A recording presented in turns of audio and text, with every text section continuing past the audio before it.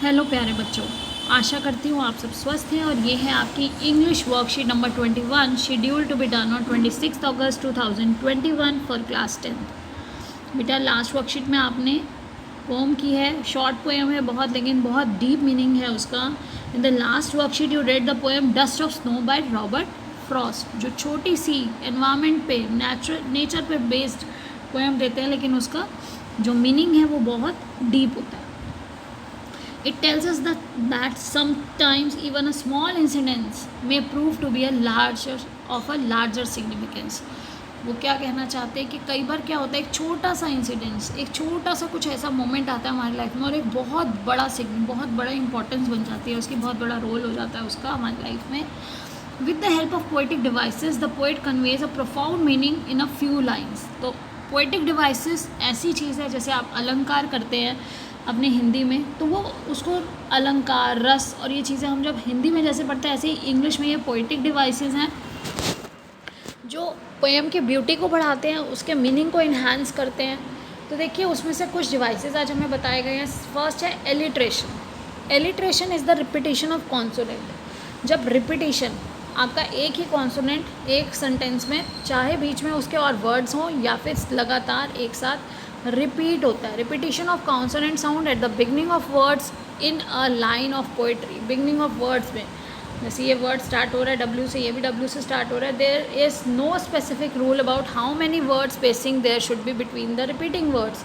और ऐसा कुछ नहीं है कि इसके बीच में कितने वर्ड्स होने चाहिए या नहीं होने चाहिए, ऐसा कोई रूल नहीं है। अगर एक सिंगल लाइन में सेम कॉन्सोनेंट वाले, जैसे यहाँ देखिए the tree swayed in summer season, तो बीच में ये दो वर्ड्स आ रहे हैं, लेकिन ये भी क्या है, एलिट्रेशन है। रिपीटेशन ऑफ कॉन्सोनेंट को क्या कहा जाता है, एलिट्रेशन। अब देखिए नेक्स्ट है सिंबल। तो सिंबल क्या होता है, सिंबल इज़ एन ऑब्जेक्ट और action that means something more than it's literal meaning. Symbol एक ऐसा एक्शन या ऐसी चीज़ है जिसका सिर्फ जो मीनिंग है उस मीनिंग से भी ज़्यादा कुछ वहाँ पर हमें मैसेज कन्वे कर रहा है वो। जैसे symbolism is the use of an object और reference to repeat an idea. Symbolism एक ऑब्जेक्ट या रेफरेंस को रिप्रेजेंट करता है, एक आइडिया को रिप्रेजेंट करता है। जो भी ये ऑब्जेक्ट का यूज़ किया जाए या किसी इंसिडेंस का यूज़ किया गया है, तो एक आइडिया को रिप्रेजेंट कर रहा है। जैसे वाटर कैन रिप्रेजेंट लाइफ।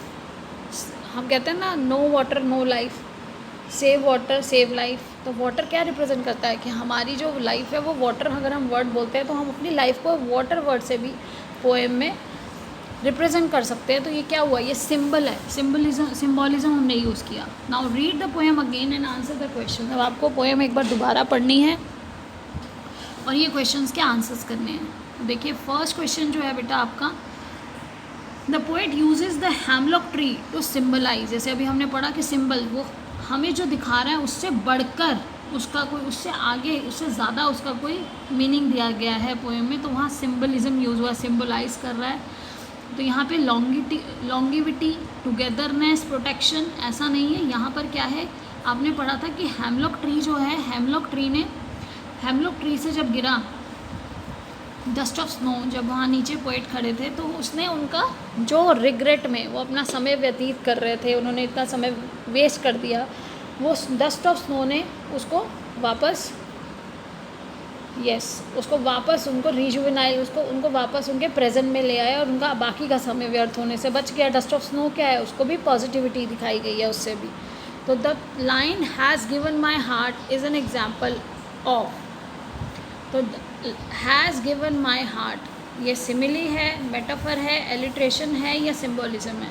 तो बेटा देखिए एच और एच रिपीट हो रहा है, तो यहाँ जब रिपीटेशन ऑफ कॉन्सोनेंट है तो क्या हो जाएगा, एलिट्रेशन। यहाँ वर्ड स्टार्ट हो रहा है एच से हैज़ और एच से ही हार्ट, तो एच जब आपका रिपीट होता है कॉन्सोनेंट तो हम क्या कहते हैं उसे, alliteration. In the poem the crow does not symbolize. Crow को बेटा ब्लैक, नेगेटिविटी, उससे सिम्बलाइज किया गया है। तो वहाँ डेथ, एविल, बैड लक, ये सब नेगेटिव दिखा रहे हैं। जबकि अब इसमें हमसे पूछा डज नॉट सिम्बलाइज, यानी कि वो उससे मैच नहीं करता। तो यहाँ पे आंसर क्या है हमारा, जॉय। क्रो जॉय को नहीं दिखाता। और आप कैसे इसको पहचान सकते हैं, 3 वर्ड्स हैं जो वन और द अदर वे उनका मीनिंग उससे कनेक्ट करता है, और एक जो है जिसका मीनिंग कनेक्ट नहीं करता, तो आप इजीली फाइंड आउट कर सकते हैं कि आंसर क्या होगा। Which of the following option is an example of alliteration. तो हमें यहाँ बताना है कि एग्जाम्पल कौन सा इसमें से एलिट्रेशन का। तो देखिए शुक डाउन ऑन मी, तो यहाँ पर कोई भी कॉन्सोनेंट रिपीट नहीं हो रहा, तो एलिट्रेशन नहीं हो सकता।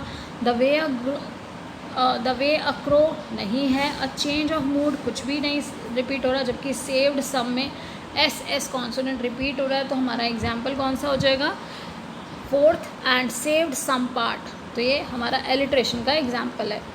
How would you describe the tone of the poem in the second stanza. Second stanza में आपकी जो पोएम है उसमें क्या हुआ, पहले तो वो कहीं ना कहीं हमें नेगेटिविटी दिखाई है कि किस तरह से वो खड़े थे, वो परेशान थे, उनका मूड ऐसा था। लेकिन सेकेंड स्टैंजा में वो वापस उस चीज़ से बाहर निकले। जैसे मैंने अभी आपको बताया था कि ऑड वन आउट, आपका सैड, ग्लूमी, ये सब नेगेटिव सेंस दिखा रहे, डिप्रेस्ड, जबकि लास्ट में वो क्या हो गए थे, होपफुल हो गए थे, और उन्होंने थैंकफुल हुए कि उन्होंने डस्ट ऑफ स्नो ने उनका मूड चेंज कर दिया, वो अपना बाकी part, some part of the day वो सेव कर सके।